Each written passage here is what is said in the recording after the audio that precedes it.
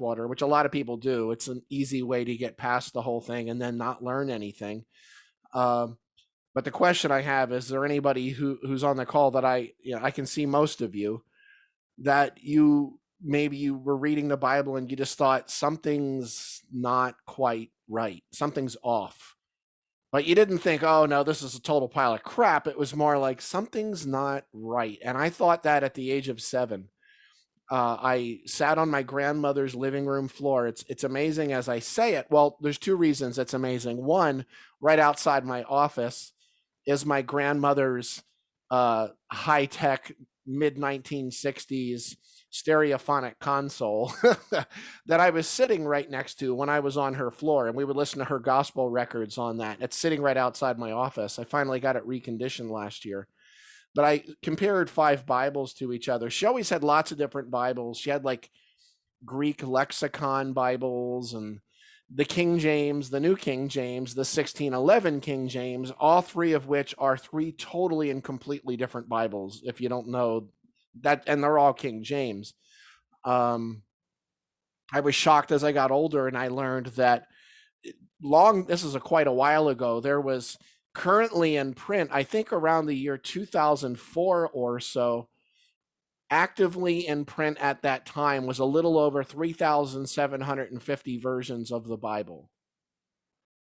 And I was shocked when I looked into that and found out that in order to publish it, the Bible, although it's in the public domain, there had to be 22% unique unto your edition in order for it to be considered publishable and to be able to put in it. You can't really copyright it per se. And I was like, wait a second here. So I've been told for all this time that this is, you ever heard the inerrant word of God? And somehow if you publish a Bible, it had to be different. And it's funny, I worked not in the publishing industry, but I worked in the audiobook industry for quite a few years while I was doing all this on the side. And I was working in packaging audiobooks, things like that. And I was shocked when we would get like all these different versions of the Bible. And it was like the golfer's Bible and the doctor's Bible and the college student's Bible, and they were all totally different. We also did Chicken Soup for the Soul, if you've ever heard of that, the Jack Canfield series, and Mark Victor Hansen. And there was like everything, every version. There was like the golf pro's soul. There was like the chauffeur's soul, the ice cream scooper's soul. I'm going a little out on a limb here, but my point was that it's kind of like that with the Bible. There's a lot of them out there.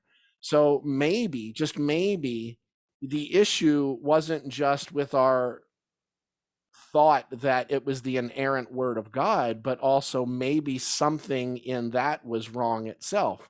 Like maybe the word isn't quite accurate. We did talk a little bit about that last week.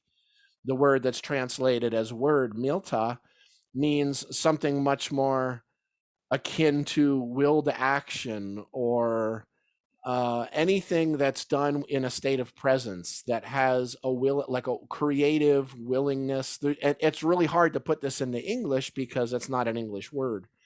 So I started finding these things out and I was like, wait a second here. How many people did I actually know that actually thought that God, quote unquote, God, physically wrote this book through humans and that it was absolutely inerrant? I still know a lot of people that think that. And of course, once you study the Bible, if you still think that, something's a little off there. But one of the words that the word I wanted to focus on today is a word that gets thrown out all the time. Everybody, we're all sort of spiritual, right? You know, we seek to have a spiritual lifestyle. We seek to expand our spirit, you know, whatever people say, raise your vibration, all these different things.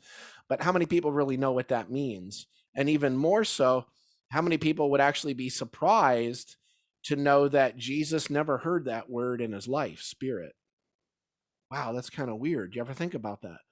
The word that he would have heard in his native Aramaic sounds like this, rucha, rucha. Let me see if I can actually pull up.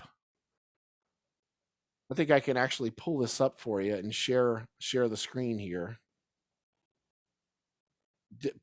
Okay, host disabled participant screen sharing. So that means that if Nia's on, she's got to undisable that for me to be able to, there we go. That was I'm quick. on. There we go. So can everybody see that? That's the word rukha. And funny, what the text behind this word that you're seeing here is something called the Khabaric Codex. The Khabaric Codex was actually found in, I believe it's a 5th century copy of a 2nd century text, early 2nd century text. And this was actually found in the Kurdistan Mountains in Iraq in the mid 60s, I believe it was, right before Muslim invaders moved into the towns of Malula, Bakad, and Jubadan, which they still bomb today, and leveled the monastery this was in. And all those other texts were burned. This one actually was pulled out and came into the possession of an American attorney by the name of Dan McDougald. But if you look at this word right here, rukha, just by chance, can everybody see where I'm circling? That's actually the word rukha in the text right there. So I actually chose this one because it was there. What I do is I actually work with these texts. I work with lots of other texts, huge, like digital photos, X-ray photos. I use digital lexicons, all different kinds of things to do the work I do. And then what I do is essentially I take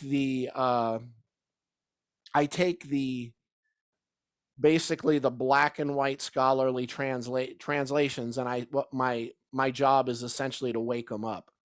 What do I do? What do I mean by that? What that means is that I take something really stodgy. If anybody's a fan of Coleman Barks, he does the translations of Rumi. 99% of the translations of Rumi on the market are Coleman Barks.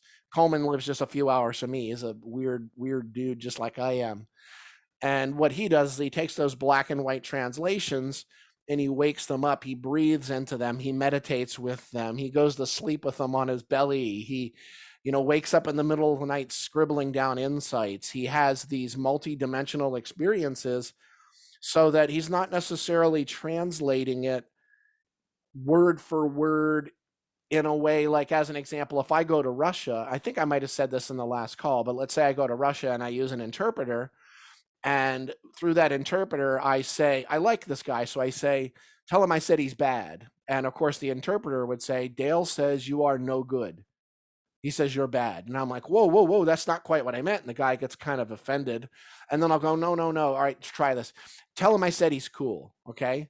And then the translator says, Dale says that you have a very low body temperature and you border on being cold. And I'm like, no, that's not exactly. I'm actually, when I said cool, I meant, I don't want to say hot. No, don't tell him I said he's hot. Wait. And you get into these kinds of issues that my point isn't that, because in a lot of, with the Aramaic, there's no words in English for it. What I'm trying to do is to interpret it on an experiential level. So the word we're going to talk about today is that word rukha. Rukha is a word, I'll actually show you a different, I've got it. Do I have it there? Let me see. There we go. Zoom in. Hold on a sec.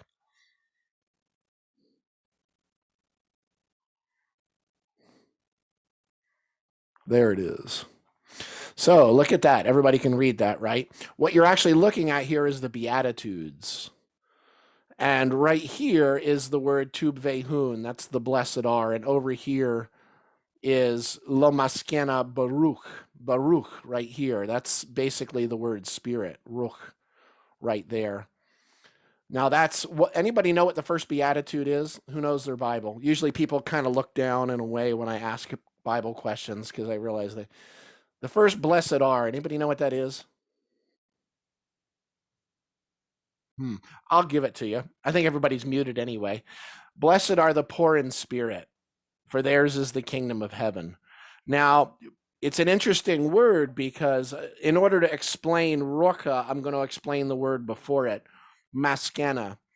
Maskin is an interesting word because if you just have the consonant sounds, I'll just say in English it would be MSKN. MSKN if you have 5 consonants or 4 consonants, MSKN, people look at those 5 consonants, and if I said pronounce that without any kind of a vowel sound, people tend to say miskin, miskin. That's what you're going to say. I don't know if I've never met a person that said, well, okay, maskin. You're not thinking that, or meskin. It's when you have MS together, you're just thinking mis. And what happened was these ancient Aramaic texts were translated into what are now called the Greek originals without the benefit of phonetic markings, without the benefit of the vowel sounds, what's called diacritical marks. So they had to guess on a lot of the sounds. And they guessed on this particular word, poor in spirit. Poor in spirit, you can probably do something with that. Feeling downtrodden. You'll notice that a lot of the translations are basically Jesus in all kinds of places all over the New Testament telling people that that's my dog barking, if you're getting the piss whooped out of yourself in life, don't worry about it, because after you croak, you're going to be fine and you'll go to heaven. That's kind of a lot of the basis of the teachings. Unfortunately, that poor in spirit, that word poor is an interesting word. Let's say that, if you can see my hands, let's say this index card is money and it's $3,000. And let's say it's all the money I have in the world. I have no place to live. I have no other possessions. I have no job, no family, nothing. And I'm opening my wallet at 3 o'clock in the morning, like a smart person in New York City in a dark alley, and somebody runs up and rips the $3,000 out. So if that's all that I had in this world, you could say I was what? Poor. But that's not quite what this word means. When you put the ah sound in, or the ass sound, there's 2 little dots above the letters that would connotate a slightly different meaning, not poor in spirit, but rather, let's say I've got a wallet and I took the money out and I put it in my front pocket. Now the wallet's what? Empty. There's a huge difference between poor as in lacking versus empty as in open. And that's what this word really meant. It meant empty. And also in the word empty, masculine, it also means home or sanctuary. So rather than a poverty or a poorness, I'm inventing a word, rather than that idea of poor as in lacking, we're talking about a conscious creative action of being empty, of being open. And in that emptiness, in that openness, you find your home. In what? In spirit. Well, what does spirit mean? So let me give you an idea. I used this as an example for milta, the word last week, but see that nice little chime. Here's the word rucha. This is the literal definition of the word rucha.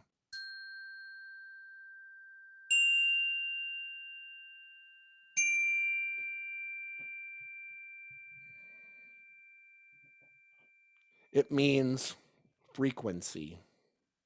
Literal definition, frequency. Frequency. What's an example of frequency? Well, the first example of frequency, we call that, spirit. We'll get back to what spirit is, okay? Spiritus, inspire. What's inspiration? Breath. Now, in the ancient Aramaic understanding, if Jesus would have used the word rucha, in most cases, they wouldn't have thought of this disembodied spirit. They would have thought of breath. Ask you a question here. How many people have ever had an idea that in standard Christianity, it's all about being aware of your breath and breathing? No. It's about spirit. What spirit? I don't know. It's this kind of thing out there. In John 3, as a matter of fact, the text that I pulled up earlier was actually John 3. Let me pull that one back up again. So right here is the word. This is actually in John 3. This is Jesus talking with a guy named in Aramaic Nicodemus,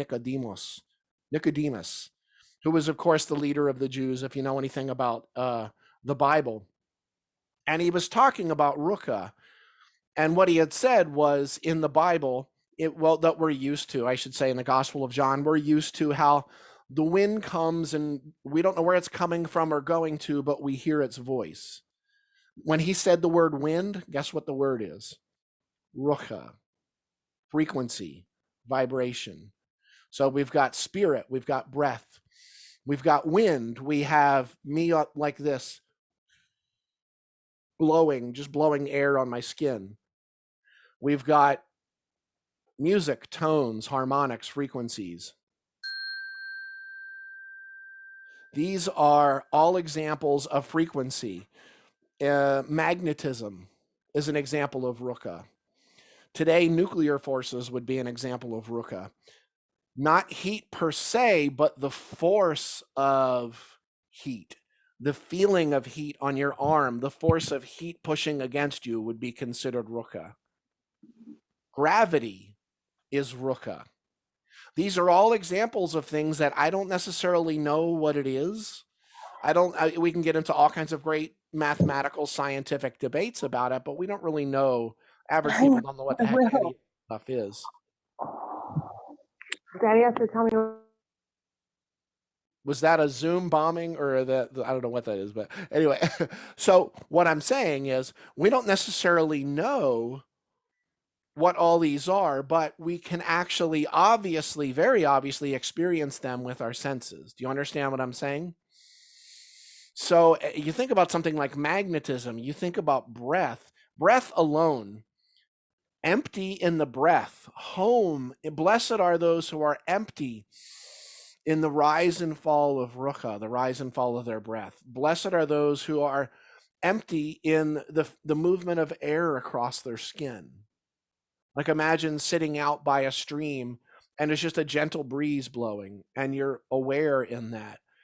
We're talking about these eternal forces, the force of anybody that's ever been around the Heart Math Institute and the force field of the human heart that goes out, according to Joseph Chilton Pierce, a little over 17 feet on average.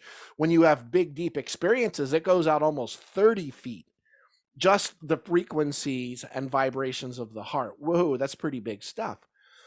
But when you start thinking, wait a second here, so when he was saying spirit, most of the time it was really breath. What I'm telling is you can go, here's what you do, okay? Drive by a hotel tonight. You don't have to get the room or anything. Just ask to go in and go into one of the rooms and steal the little green Gideon Bible that's, I don't do that, but just get a hold of a Bible that you don't mind marking up too much. And every time you see the word spirit in the words of Jesus, cross out the word spirit and write the word breath above it. You'll get a much more accurate understanding of what was being communicated there in a way that his listeners would have understood. That disembodied spiritus thing happened centuries later. He wouldn't have had any idea what that was even. Of course, he was talking about things, in the Gospel of Thomas. We're going to go a little Gnostic here. In the Gospel of Thomas, he says, the kingdom of the Father, or the kingdom of the One, the undivided, is spread out upon the earth, but people do not comprehend it. They would say, can you tell us when the kingdom will come? And he says, well, it's already happened, but you do not perceive it. You don't comprehend it. You don't see it. You don't have a clue.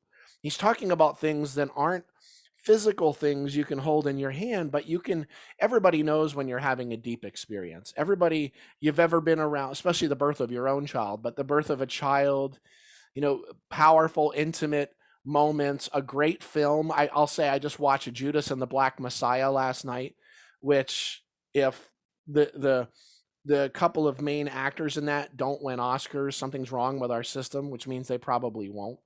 But it was this incredible emotional roller coaster of seeing people with tremendous power and also tremendous vulnerability. And that's a hard thing. I mean, Nia's an actress, obviously.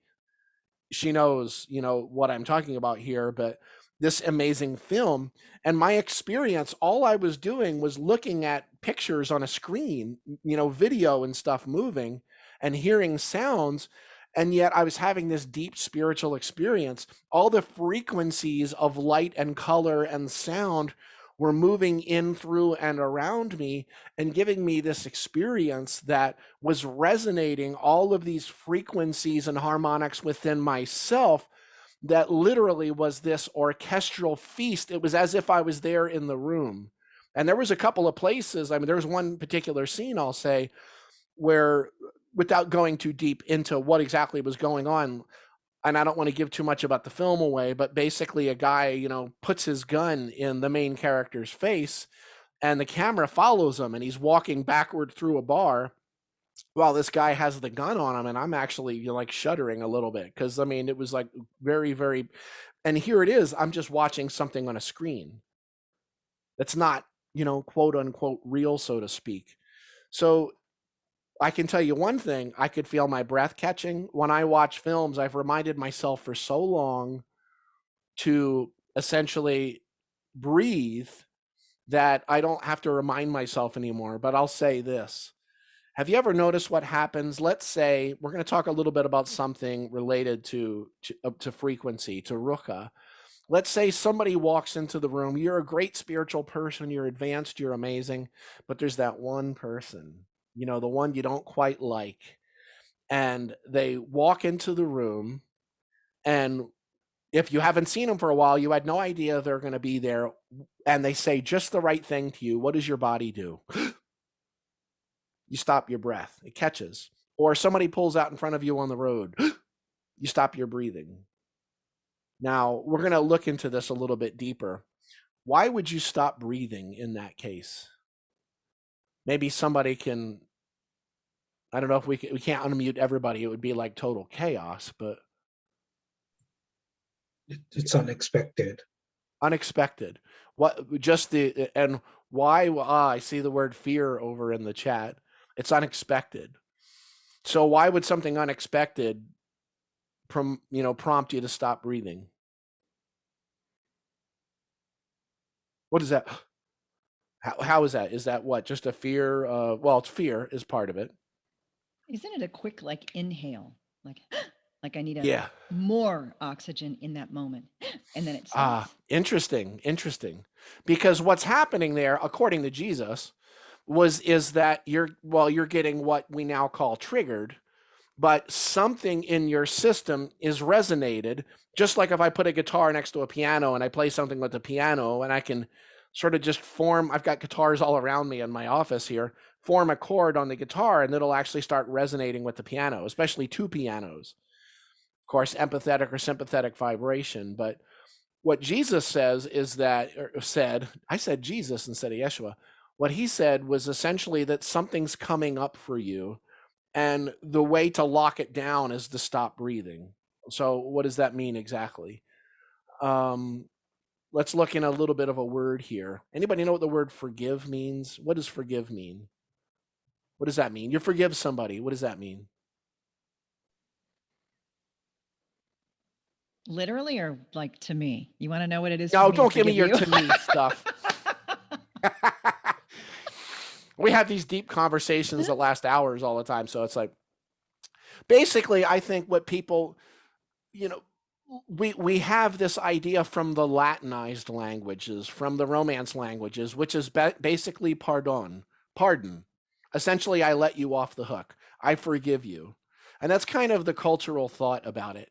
Let's look at that in a little bit of a different way, though. In Aramaic, when we have an experience where something is, let's just say something is brought to the surface from a prior experience, we don't like the way it feels, so we naturally stop breathing to block its vibration. Kind of like this. You guys love the... But what if I went... Depending on how loud your speakers are, or if you were in a room with me, most people go... because we don't like the way that feels. So the first thing we want to do is to stop it, to stop the vibration of that, to stop the resonance. But here's the thing. When you stop the resonance, and the more you stop the resonance, the more you push it down, the more you push it down, the more you push it down, you're actually adding kinetic energy into a spring. Ultimately, sort of me as a child, having been, let's just say, molested and leave it at that many, many, many times. After a while, I sort of became numb to the experience. And then when I get in relationships later in my life, it's like, when all that stuff starts coming up, and I wasn't even aware of it. In a lot of ways, I had blocked it out of my consciousness till my mid-20s, and it all came flooding back out. And it's amazing that, let's put it this way. You've got a 3-year-old girl, make this a little more basic, and her father comes home late. He went drinking. She knows that he's going to want his ashtray. So she goes to grab his ashtray as he comes in the front door completely drunk. And instead of grabbing it, she accidentally hits the glass ashtray. It flies off of the table and smashes on the floor. And the father, not even touching her, bends in and screams her down into a fetal position on the floor. What is that 3-year-old not doing?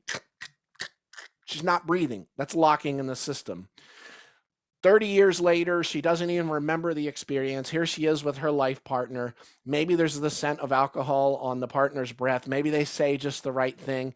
It doesn't really matter the words. It doesn't matter any of that. But just the right frequencies begin to resonate in that experience. And all of a sudden, the 33-year-old girl now is looking at her father from the perspective of a 3-year-old, and she has no idea that it's happening. And that persona lays over the present moment. And it's interesting how Jesus said, that in which you judge another, you are guilty of practicing. And then he went, ape.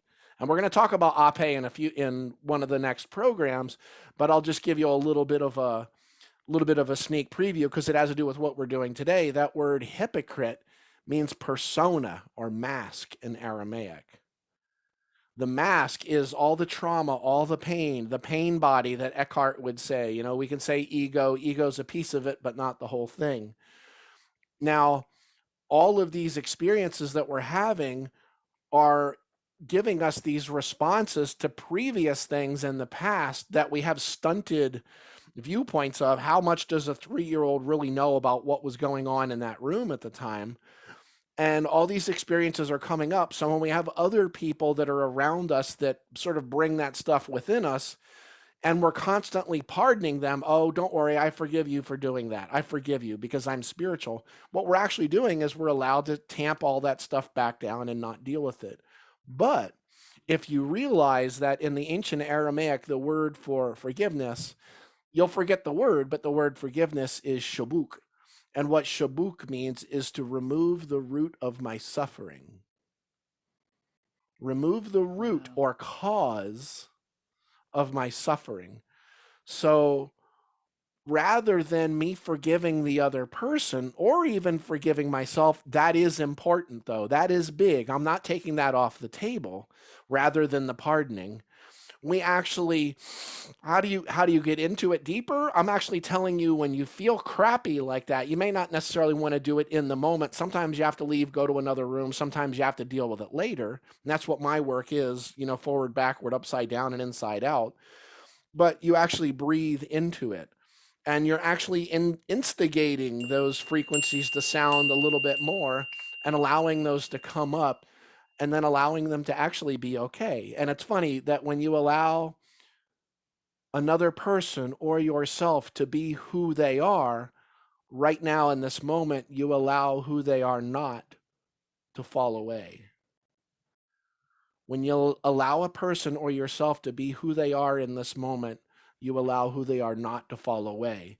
Whereas when you're in resistance of what you don't like, you're literally going back in and hitting those same frequencies over and over and over again and hammering them down into the system.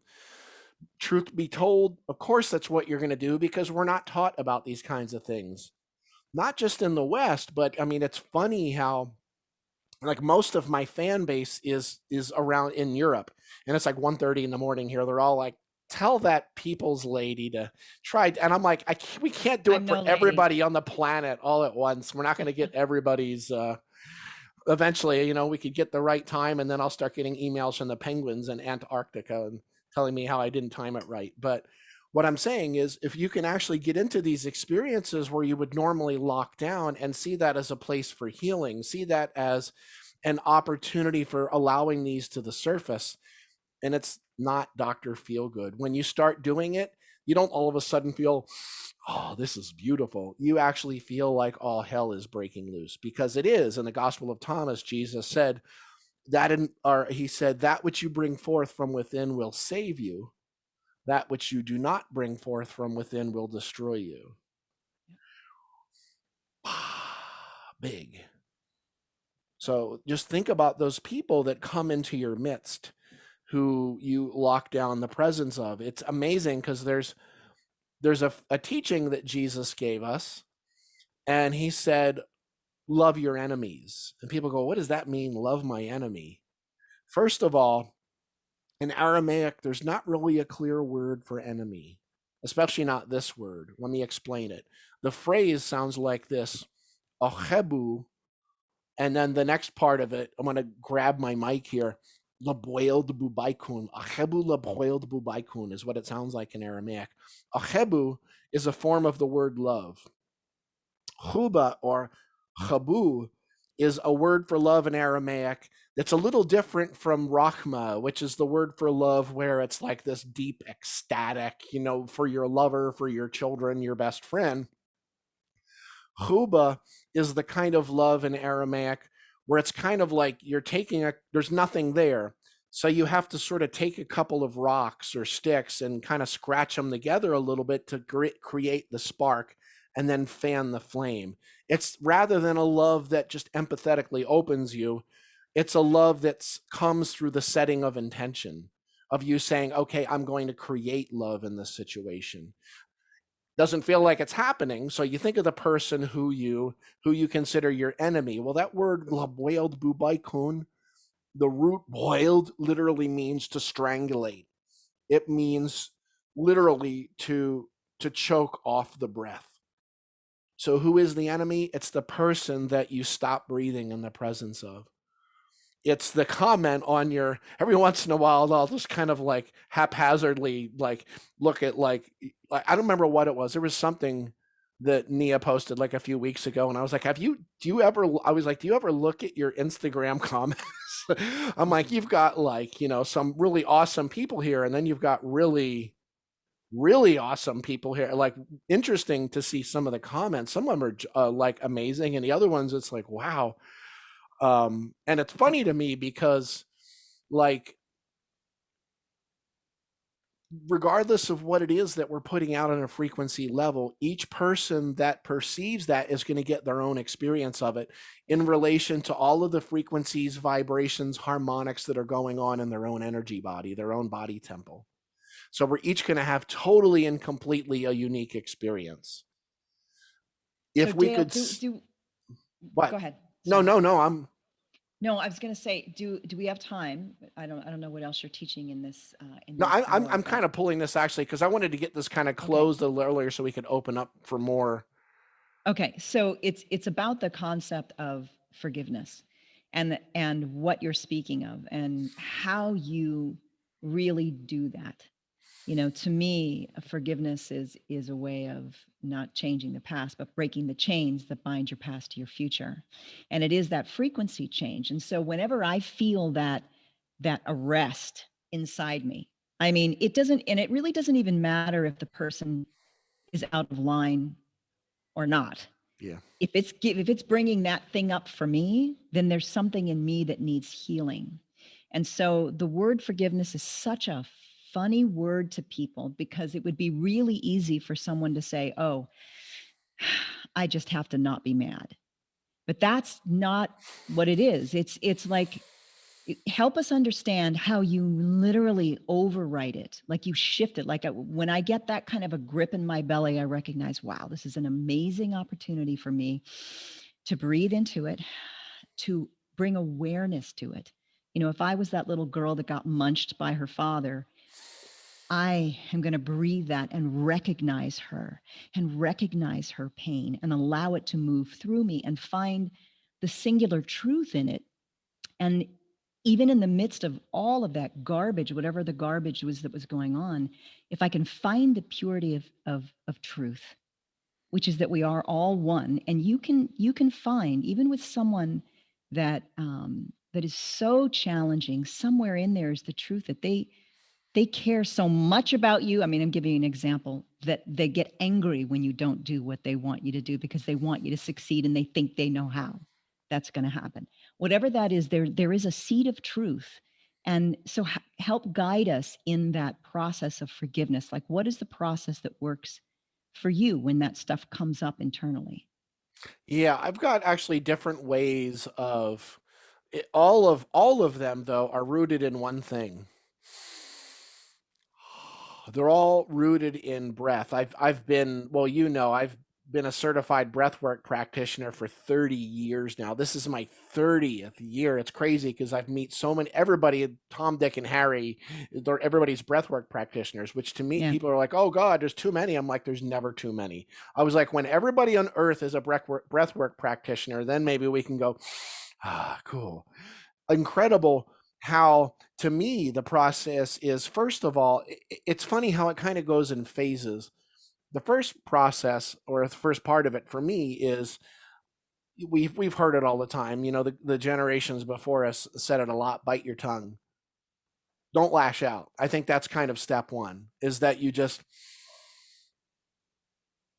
I mean, and don't act on that energy yeah, that's coming up that you're makes you just, want to slap but somebody. yeah, and I mean, but don't stymie the impulse either. And I'm not saying, whack them, but Right. what I am saying is, this part alone takes, and people hear it and they go, oh God. And I'm like, they're like, how long does it take to get that first one down? And I was like, honestly, for me, I shouldn't say it, but took years of me remembering not just to not jump out, because I am smart ass extraordinaire. My mother said it's better to be a smart ass than a dumbass. I'm from New Jersey. It's all you need to know. And I tend to be, in New Jersey, everything's delivered with a smile of sarcasm. Sarcasm. Sarx means to cut, rip, or tear flesh. That's the Latin root of the word sarcasm, but with a smile. So, but the first is the not acting. I don't want to say not acting out, but rather allowing it to ground by breathing. And of course, your face is going to turn red, your neck's going to turn red, you're going to feel heat. Guess what that is? That's what what now is today called hell. Hell is the moment of overwhelm when something is resonating in the system and you're almost like in this like cyclonic moment of overwhelm that you can't see anything. You're almost like stuck in the moment, stuck in all the things that are happening right now. It's not a place you go to after you die. That was Gehenna, which people don't even realize. Gehenna is just the city trash dump in Jerusalem down on the south side. They don't even realize what all these words actually meant.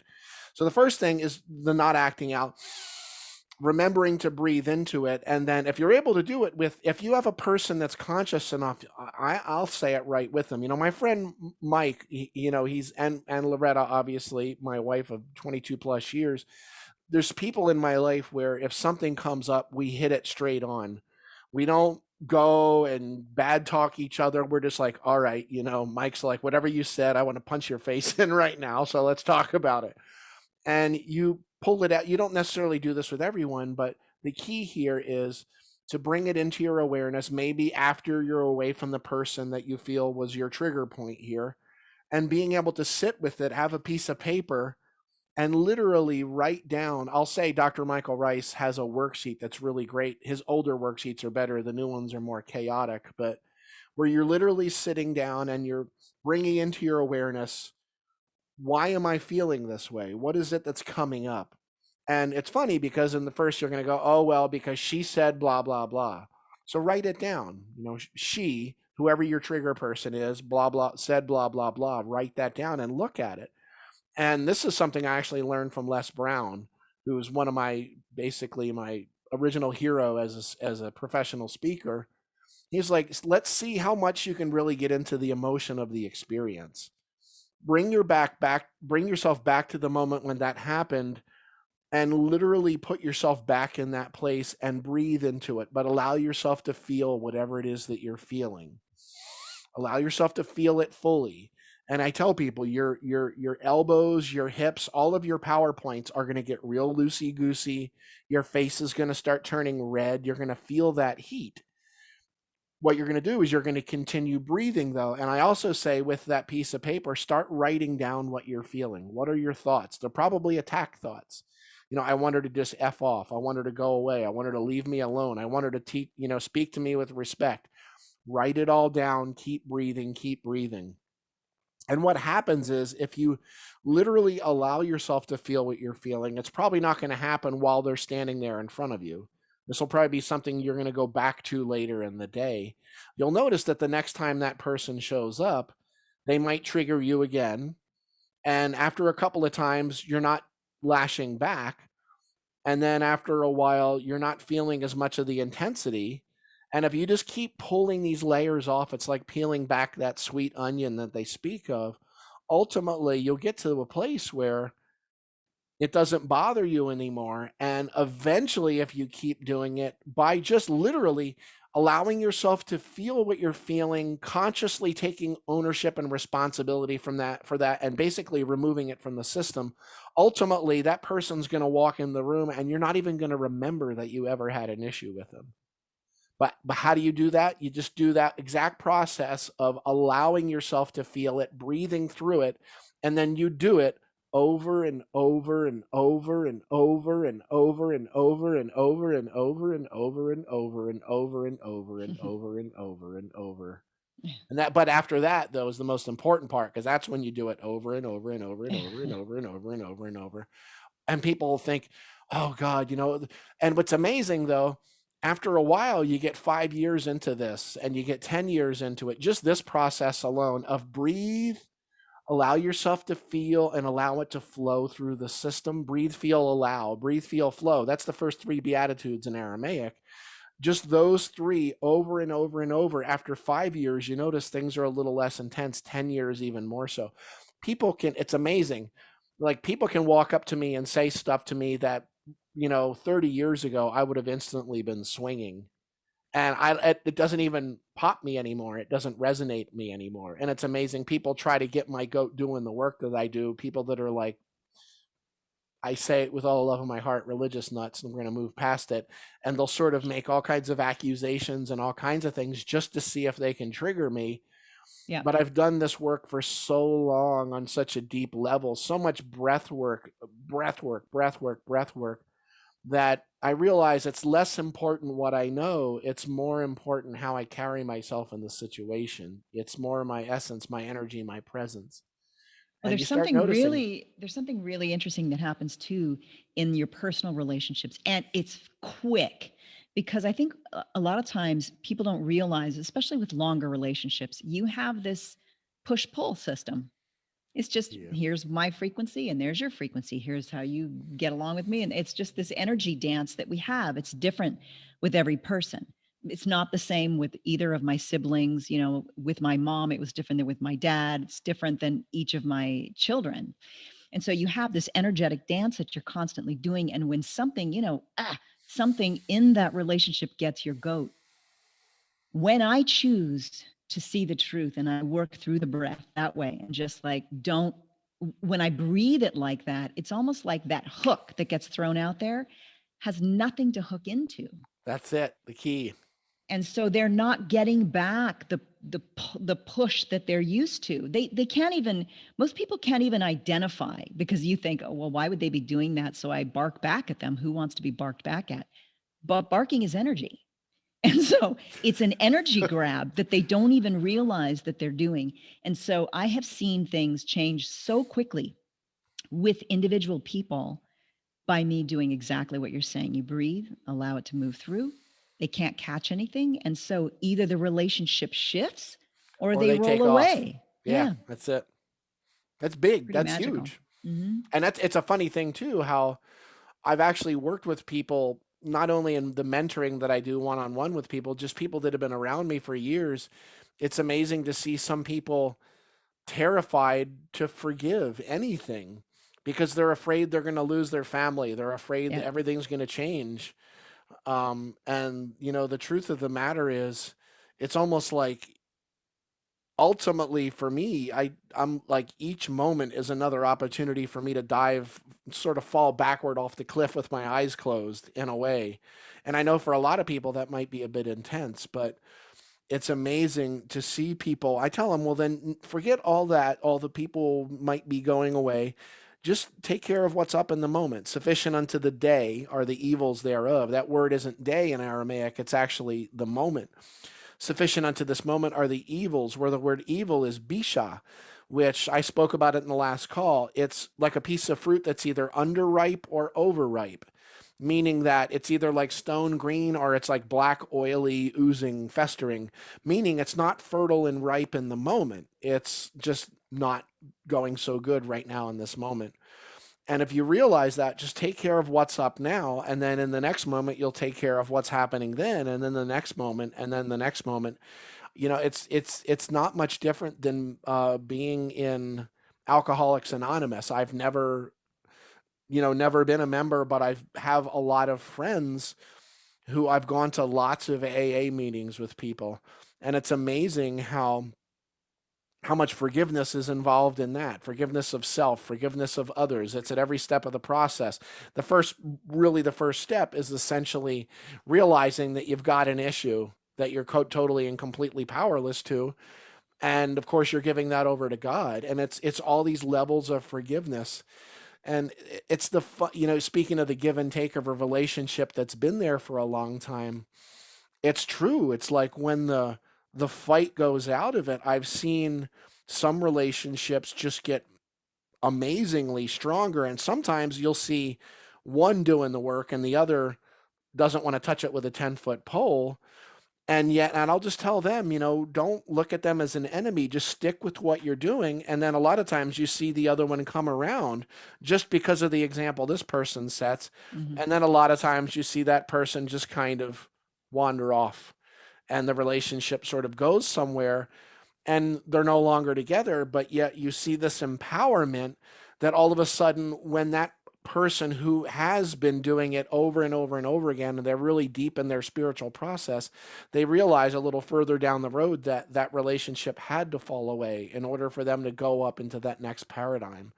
It's like Jesus was giving us all this stuff, and somehow 99% of what he said was taken away from do this and get this, and it was all turned into these like platitudes and like, good boy, good girl statements, and get whipped up in this lifetime so that after you croak you can go to heaven, all that kind of stuff. So Dale, do you want to open this up to any questions? yeah, absolutely.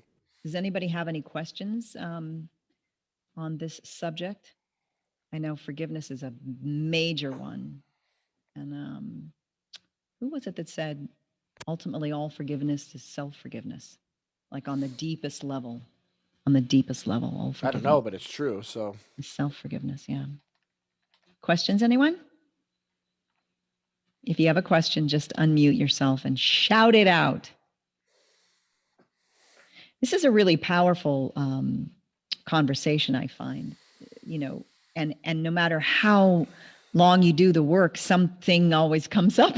You're like, I thought I was finished with that. And it's just like, yeah, you're done with it on that level. Now we're going to go deeper, and now we're going to go deeper and deeper and deeper. And it's pretty amazing. I find that, hi guys. hello. So yes, I completely find that like there's layers. Obviously there's layers of that healing. And, Nia, you and I have talked about like, we're doing the work and it's continual. It's never ending because there's layers to it. But there's also, one of the things that I had mentioned in there is that, like when we get triggered, I always think of it from a perspective of, when we come across somebody that is triggering us, or a situation, or actually just a person that's triggering us, I find that, the people are able to only meet you to the depth at which they've met themselves, their own selves. The amount of inner work that we've done or that somebody else has done or has not done is going to, I think, kind of play out how that interaction goes. And so when I feel like I've been wronged, or when I feel like, why is that person being such a jerk? All I've ever done is, and you start to get into that like pity party, it always takes me out. I take myself out of the situation and I'm like, okay, I know that there's X, Y, and Z happening in this person's life. And I know that they're not coming to me from a place of wholeness or even a place of self-love. And so if somebody's going to come at me and be a jerk and be really yucky and nasty, it's a reflection, right, of how they feel about their own selves. Maybe. So anyways, that's just kind of what I find. I try to see the bigger picture. I see the long haul of a person as opposed to just that situation. And then Dale, can you talk about, what or your experience with even that ancestral trauma? The trauma that has been passed down generationally, and things that that we've got to do the work in terms of that, because that's some deep stuff. It's amazing. The way I look at it is like we're healing the past generations for the present and future generations. And it even says in the Hebrew Bible that the sins, the mistakes of the father are passed unto 3 and 4 generations. And then you go back with, what about their 3 and 4 and their 3 and 4? And it's almost like a network marketing thing where it just fans out, and it's just huge. It's just massive. And here's little old me. And yet this network web goes back. And you think about that, we don't even know. A lot of, like in the deep breath work that I've done for years, a lot of times I don't even know what's happening. I don't know what's healing, but then you come out the other side. And we've done, Loretta and I have done breath work with Nia multiple times. And it's amazing how a lot of times you don't have a clue, but you just feel that something moved in the system. That's the power of rucha. That's the power of spirit, the power of breath, is you don't actually have to even know what's going on a lot of times. As long as you're willing to keep your breath moving, just write the word breathe on pieces of paper and note cards, put it all over your bathroom, your bedroom, your car, your office, your cubicle, whatever. And just remembering to be aware of the movement of your breath, that alone will change the world overnight. And trust it, because yes, absolutely. If you enter into a breath session or any kind of a session, at least I find this, with an intention of, I'm going to figure this out, whatever this is. Oh yeah, it's a block. You just put the wall up. Get it? I hear it all the time. People say to me, "So do I like go into this with an intention of what I want to heal?" And I'm like, "No, zero intentions. You're asking me if you should come in holding on to the thing you're trying to let go of. That's what you're asking right now?" Like, no, not exactly. Yeah, your body is just so ride the breath wide. and trust the rise and follow the breath. It's almost like surfing, and you in order to be with. I'm saying this only because I see a lot of surfing movies. I was like, I get drilled into pipeline, but but it's like just with the wave, you're riding that wave, and you're when you get to the place where you're one with it, all these things just happen natural. If you keep reminding yourself, breathe. It's a total co-creation, and absolutely. You have to trust it, that it's going to take you. If you try to push against the wave, you're going to get buried. You are riding, all it is water caught up in this wave of energy. It's just energy flowing, and the water is caught up in it. And we get to ride the face of it along with it and co-create what's happening. And you have to be one with it. And it's the same thing with the breath. And your body is so wise, it knows what needs to come up first.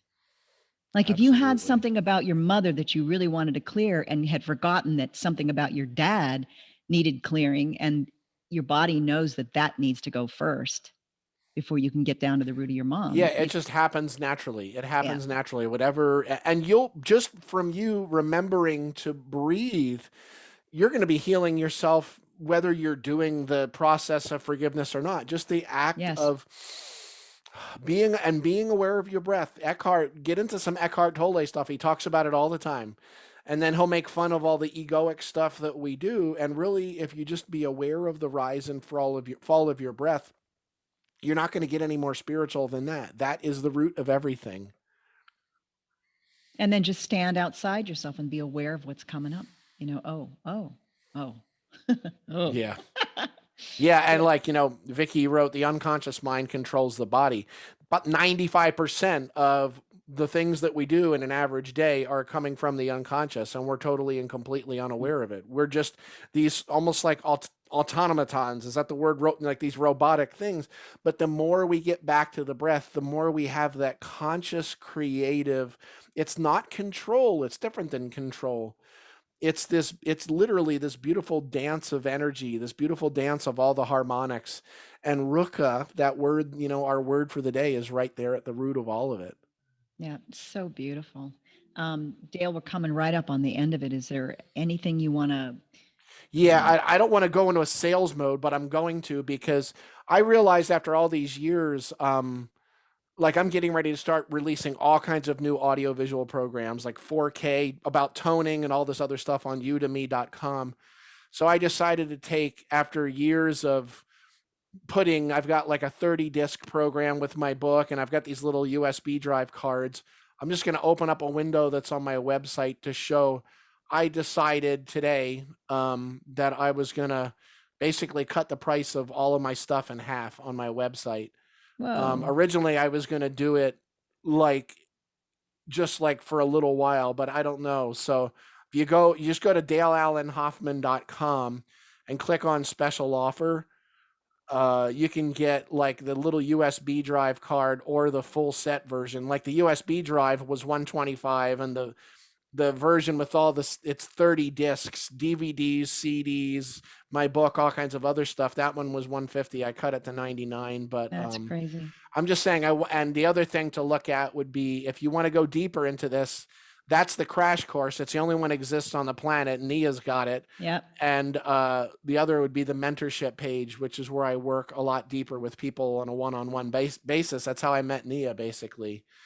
It's well worth it if this is something so that you guys are interested I'm just saying, if it feels like you're in over your head, one of those, especially the audio video programs, it's like 100 and some hours of teachings. It's like going to a college that does not exist.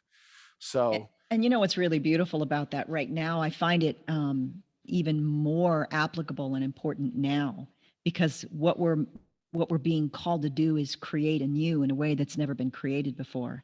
And so learning things like what you're teaching today about forgiveness and what did all that really mean? It's a system. It's the system that we are. And so how do we work together with that system in this new creation of the new world that's coming? I mean, we can see the old one falling apart around us. Thank God for that. But it's a tough transition for everyone. So these are the tools that we need now more than ever. Now more than ever, because we are the light workers who are creating the new world we're moving into. We are literally the ones we've been waiting for. We're the seventh generation that Tashunka Witko of the Lakota Crazy Horse spoke of in 1877. We're that seventh generation. We are all of this that we're like, people are like, God, don't you wish you were alive 2,000 years ago? And I'm like, well, who's to say I wasn't? Number one. Number two, I'm like, this is the big game. This is it. Right. This is it. This is the quickening. This is the age that we've been waiting for. Yeah. Someone's asking, what's the Aramaic word for fire? There's several. One would be nohrata. Nohrata, which is an interesting word. Jesus said, those that are near to me are near to the fire. And nohrata, by saying that, nohra is already a feminine word. By calling it nohrata, he was gendering it double feminine, meaning that he wasn't saying be near to him and burn. He said those that are near to me are near to the fire. Those that are far from me are far from the kingdom. That fire that we're talking about is literally the fire of self-reflection. And that's the burning you feel. There's no outside force that's trying to pull you into the pits of hell. It's your own resistance that causes the burn. That's a huge thing. And by being aware of the breath and allowing yourself to breathe, flow, feel, that's the forgiveness process that moves us through it. It's purification. Absolutely. Yeah. Well, thank you all for being here. I want to honor everyone's time. Dale, this was so amazing for me. It went fast. It went really fast. And so what's up for next week? Share with us what you'll be sharing. Next week is, let me pull out my little list there. Yeah, next week we're going to actually go a little deeper into forgiveness. And I want to kind of keep hammering that one in, but we're going to talk about what I touched on about the mask, but basically the ideas of hypocrisy and repentance and what that really meant, which is nothing like what we think it means at all, actually. Nothing. Of course. Nothing like the representation that the church has of it at all. They don't even know what it means. But we're going to look at it in Aramaic and in Greek, because they both are very they're both very interpenetrated and actually complement each other very nicely in what Jesus was trying to say. That's beautiful. All right. Well, then we will be back here next week at a very inconvenient time for everyone in Europe. They'll watch it later on YouTube or something. So you're They'll gonna be watch it posting later. so. So thank everybody so much for being here. I look forward to seeing you next week. Those of you who have been, this is on the Wine Apples, just hang out for just a minute. I want to have a conversation with you. Everybody else, thank you, thank you, thank you. Dale. Bye. Love you. I'll talk to you later this week. Okay, bye everyone. Bye.